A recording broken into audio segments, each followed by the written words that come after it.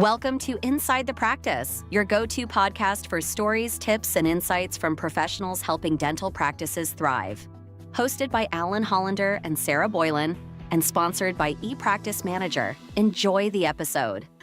Welcome to Inside the Practice, your go-to podcast for expert insight and practical strategies across dentistry, its specialties, and the partners who support this dynamic field. I am your host, Sarah Boylan. I'm very excited about today's conversation because I am turning the mic over toward my own co-host, Alan Hollander. He is the CEO of ePractice Manager, and he is going to share the story and vision behind the company. We're going to talk leadership, growth in dental organizations, and some of the lessons learned along the way. Alan, thank you so much for joining me today. Well, Sarah, you're welcome.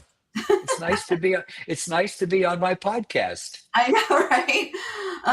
So ePractice Manager is a national, even international dental consulting firm. Can you tell us a little bit about the very beginning? Like, how did you even get started in this?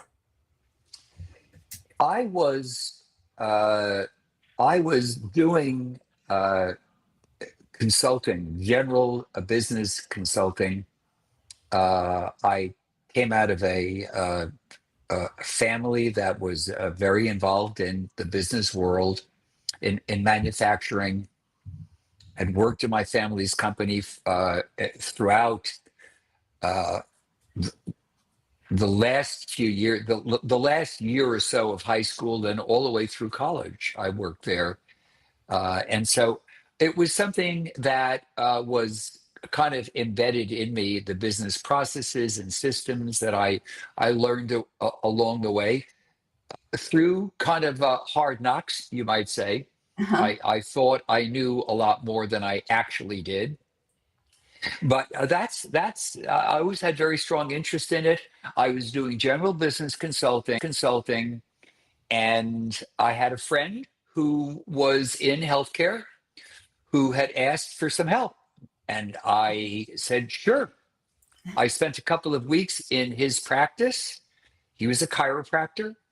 And it was very eye-opening to me. I thought, gee, the guy is so good at what he does. I mean, it was a very busy practice, but they had no sense of business workflow and systems. And everybody was bumping into one another. They were lacking processes, procedures, and job descriptions, and just simple organizational tools. And I thought, hey, I wonder if they're all like this. And sure enough, most of them were. And that turned into a career in healthcare consulting, which expanded from there into dentistry. There was a period of time when we handled dentists. We had a huge veterinary consulting program, perhaps the largest in the country. And we had other healthcare providers of all types, medical, eye doctors. It was the same systems worked because the theme here is that doctors are not trained. And therefore not skilled. Certainly isn't lack of intelligence. They're just not trained in the business side of their practices. And because of that, they have problems in those areas. And also they spent their lives being trained as healthcare providers. Their interest was not in other areas. It certainly was not in business for the far greater percentage of them. Every now and then you do find doctors who are fascinated with and love the business side of their practices. But even then, if they're going to be productive, then they are generally going to be working on the clinical side, and they don't have time to manage the business side. So anyway, that's a long answer to a very simple, short question, but that's how I got into it. Well, I appreciate that. And then I know you mentioned that you had this other company previously. Can you just tell me a little bit, like, how did that one start? And then when did you move on from that one to start ePractice Manager? Well, I was doing general business consulting. I was I was on my own, and I was looking for business. I thought I'm going to be a consultant. I have some business savvy and experience here, and I can help people in their business efforts. And it's interesting that my first clients were were professionals. They were similar to doctors. They were attorneys. Mm. They were engineers. They were basically friends who needed help. I mean, you take attorneys for example. You know, they can be masterful on the legal side, but they aren't necessarily trained on the systems um, related to business. So they became a market for me, and I was doing projects for some law firms. Uh, Again, engineers also. They're engineers. They don't study business processes. Right. But and then of course I as I had mentioned, I went into healthcare. I got into healthcare because of, again, a friend Mhm. who needed support in his practice. Nice. So, can you tell me a little bit more about ePractice Manager and how it was started and what products and services do we provide? ePractice Manager was a later iteration of my consulting career. I had started and developed my first consulting company, which I sold after about oh my gosh, let's just give me a second here. I sold it after about 15 years. It had become arguably the largest healthcare consulting firm in the country. Or at least in dentistry, or very close to that. And I sold that company, and I was out of consulting for some, excuse me, for some time, doing various other projects that had my interest, and uh, I decided that I was going to get back into consulting about 15 years ago. And I did. Just certain things and changes in my life, and interests. I missed that constant interaction with high level, highly productive, and really very intelligent individuals, which were those in the healthcare professions. And I had made and developed so many relationships. It was a personal life situation as well, because the I was always learning from meeting these individuals around the country. I was traveling constantly, and I was learning a great deal from them, and I loved the interaction, always meeting new, creative, productive individuals. It was very stimulating for me and always revitalizing. It was tiring, but it was very stimulating. And so I got back into it. Awesome.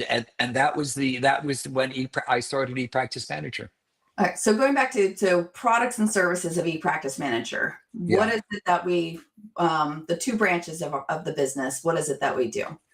Well, we help doctors put in business and management systems that will allow their practices to grow and or be more efficient, Perfect. smoother operations. And we fulfill the biggest need that we see, because we've been surveying doctors now for decades on their needs, and we've been observing what's going on. Mhm. And just about one for one, even in the highly productive practices, there are two things that come up that staff want most. Doctors and owners manage it less, but they are aware of it. It resonates with them when they hear it from their staff. Staff want better communication, and they want training. Mhm. Those are the two things. And what we do is we put those systems in place. And when you train staff, I mean, my early epiphany about the business, which has really been a principle that has led to, I'm happy to say, a lot of success, not just for myself, but for practices, is that practices do not grow beyond the level of management skills in the practice. And it doesn't matter how good a clinician you have, or how adept, or what wonderful hands the providers have. Hmm. Practice won't grow in a practice with a great clinician and an inadequate front office staff, Right. or with personnel problems and issues. It won't grow. So what I'm hearing you say is that we have programs in place for doctors that can sign up with us and be able to implement with boots on the ground from our consulting firm Yes. team to be able to go into their office and evaluate, help them implement the systems.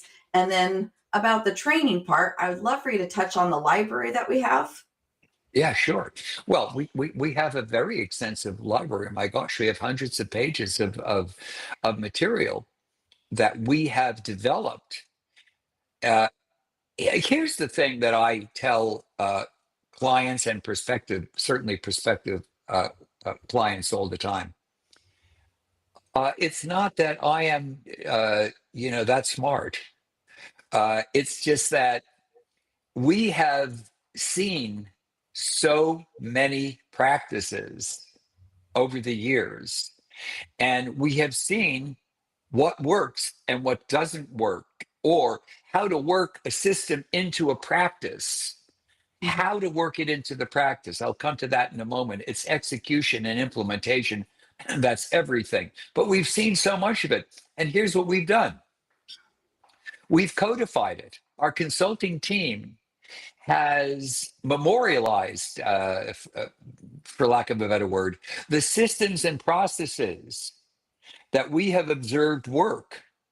So you couldn't bring up an area in a practice, the most technical insurance issue or question, to just broad spectrum growth processes Mm-hmm. that we don't have materials on, that we haven't done courses and classes on, that we Mm-hmm. haven't coached on for hundreds and hundreds, now thousands of hours.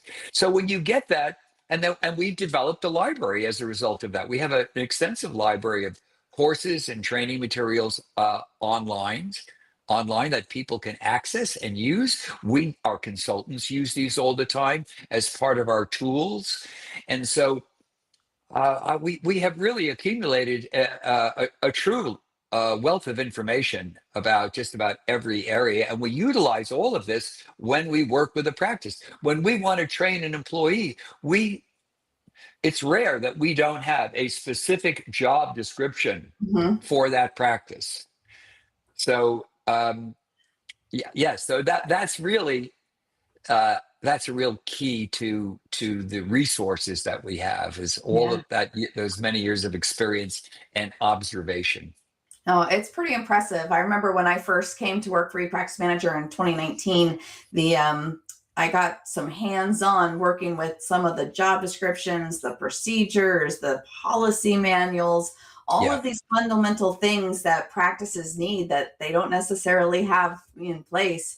And the level of detail that was provided in those it was yeah, outstanding. I was so impressed, even as a seasoned practice manager myself that had a lot of those types of things in my practice. It was very, very impressive. So yeah, that's amazing. And then also wanted to speak to the videos that allow training for people to sit down, oh go yeah, through the interactive course. They've got testing on them, that sort of thing. Like yeah. yeah, you guys have done an amazing job developing that entire library and system for practices. Thank So you, thank you. yeah, of course. So then I guess my next question would be probably where, now that you've been all these years working in practices from, this side of history, where do you see the future of dental practices going? Well, I think that that people will continue to be trained, come out of the dental schools. They'll be going into residencies, into specialties, and I think that that is simply going to continue. Hmm. You know, there's a lot of there's this perception. It's incorrect. There's this perception that there'll be less and less a place for that entrepreneurial spirit, Hmm. the professional who wants to have his own practice. Hmm. There's no opposition to that whatsoever.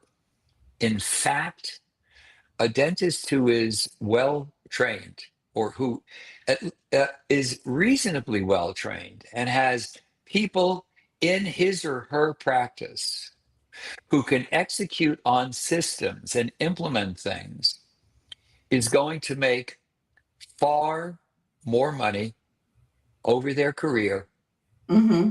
and far more profit than if they joined a DSO. There's no question about it.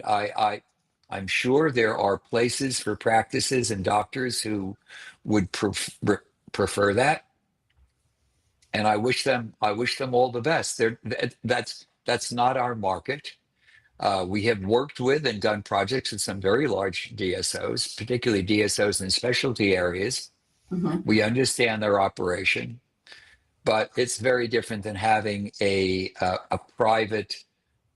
privately owned, closely held practice that the owner can dictate how he or she wants it to operate, where it can go, and so forth. It's the fun of owning your own business, despite any kinds of statements to the contrary. A doctor who sells to a DSO is thereafter an employee. Hmm. And there's nothing wrong with being an employee. Some people, that's what they want. They want to be employees. For those individuals, I think it's it could be a great career. Absolutely. Yeah. But for those that want to start their own practice or purchase a practice, Yeah. I know there's a program that we've been working on a little bit here that's launched. Can you tell me about the new residency program a little bit? Well, we have wanted to for years. I have wanted for years to have a very affordable program that would take a new doctor coming out of residency, who is going into practice, or somebody who's newly in practice, an entire curriculum on all of the basics that they need to know, Hmm. which we're happy to share. And again, when I say affordable, we're talking,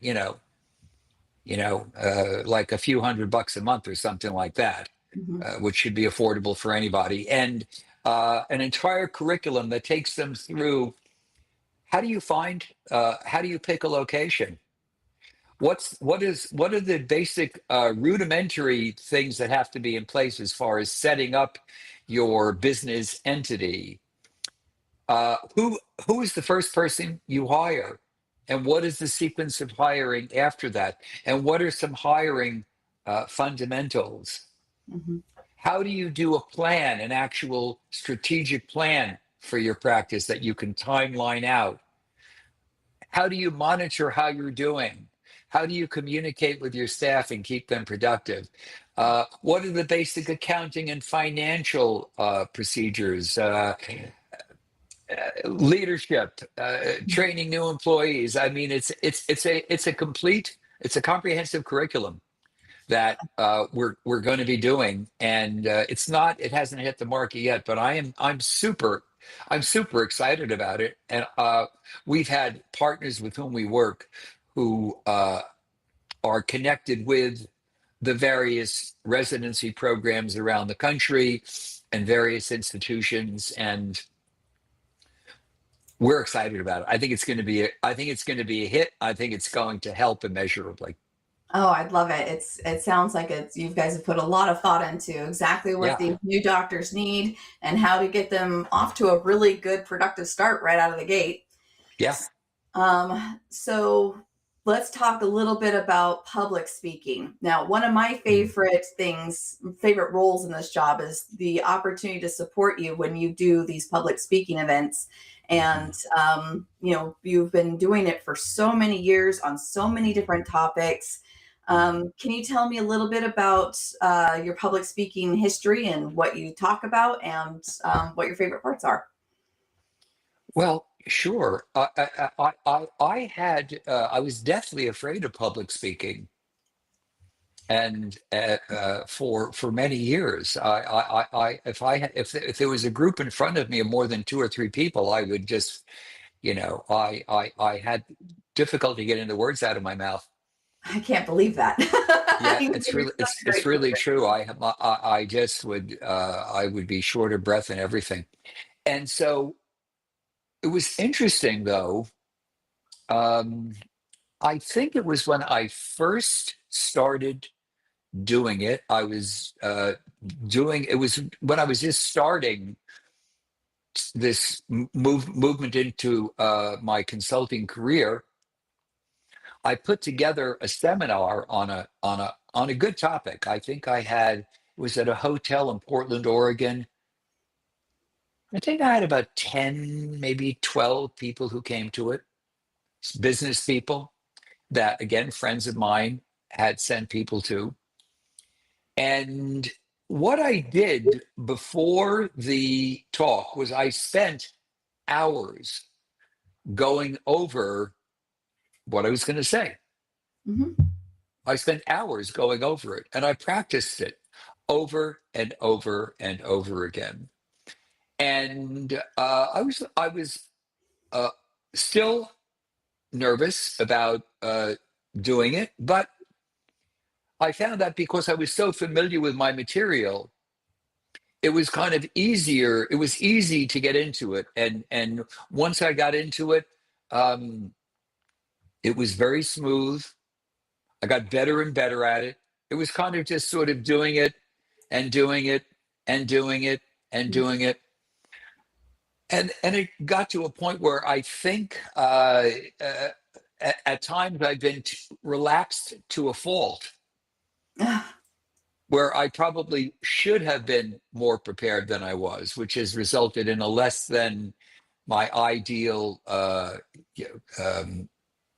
presentation, if you will, because I've done it so many times. Right. You have to get, when you get in front of a group, no matter how many times you've talked about the same material, whether it's how to screen people properly, whether it's how to get more acceptance for patients, whether it's a marketing principle or not, you have to be able to give that presentation as if you've never done it before. Right. It's totally new and fresh material, and that's a very important requirement. But that's how I became a adept at public speaking. I just did a lot of it, and I did a lot of good preparation. Thank you for that. Can you tell me a little bit about what you speak on now, and also who do we speak this topic for? The topic generally is for study clubs that hire our firm or hire me to come and talk, and we do have others in our company who can give talks as well.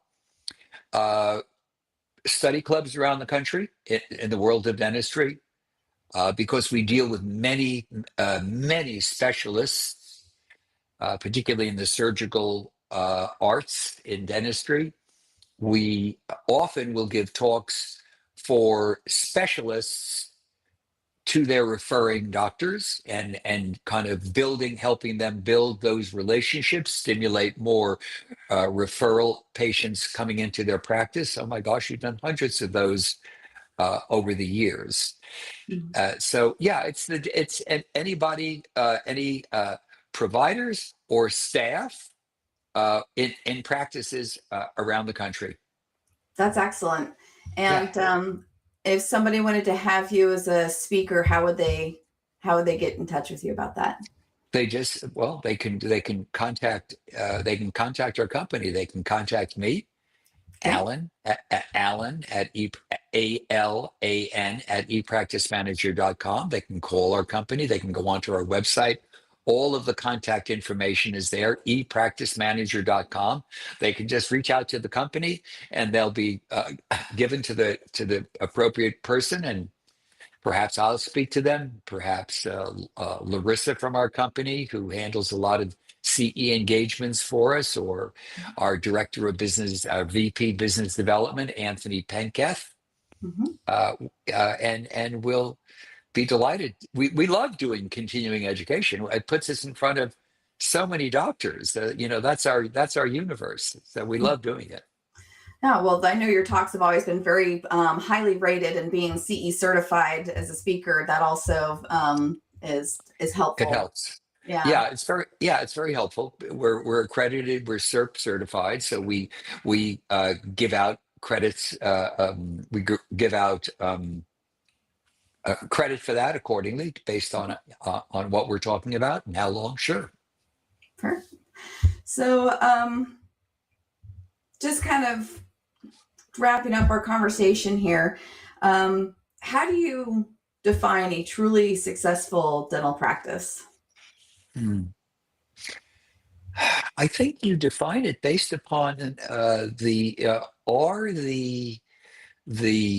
goals and purposes of the owner being satisfied, or do they know they're making regular progression towards what they wish to achieve? That's really it's somewhat subjective. There are objective ways to measure it, but doctors and practice owners and business owners obviously start with a purpose. They have a Mhm. purpose, they have a vision, whatever it is.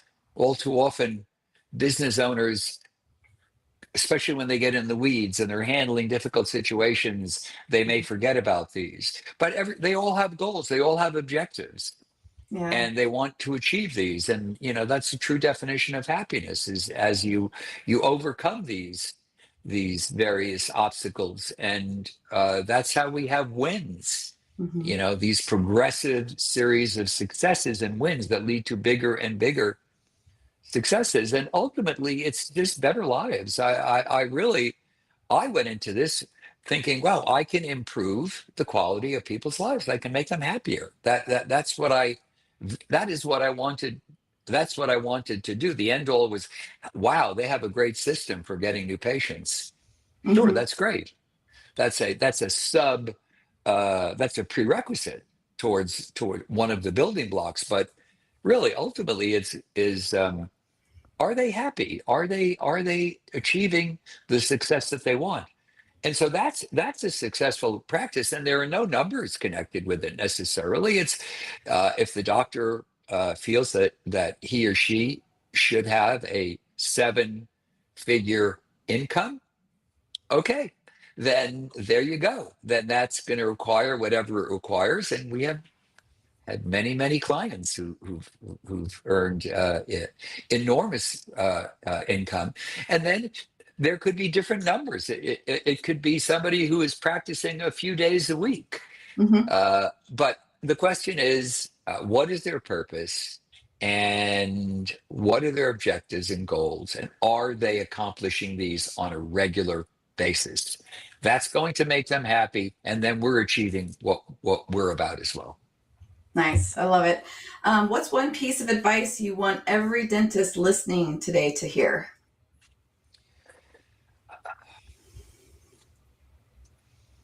One piece of advice. Wow.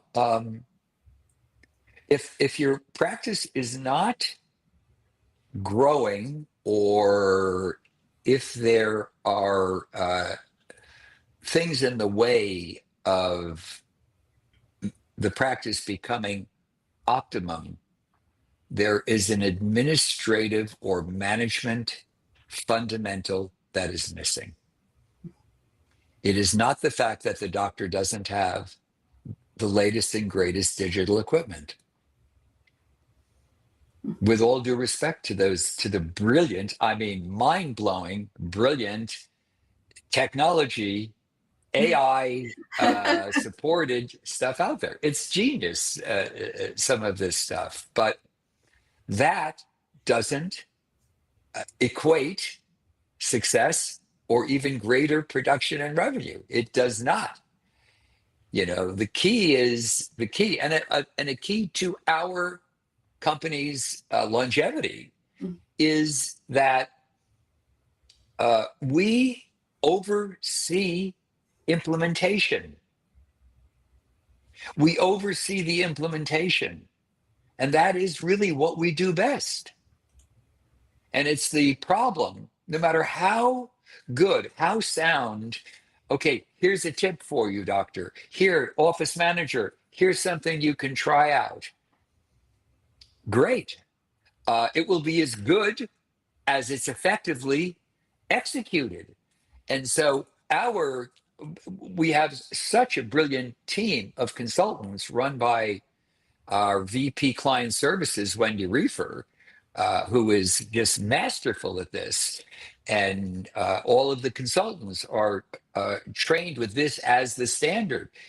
Are these things that are laid out on this step-by-step timeline and project, are they being executed and implemented as they should be? And if they're not, what do we have to do to ensure that they are implemented and executed properly? That is the key. Well, no matter how good the systems are, the consultant will be blamed if the practice isn't carrying something out. That's why we're there.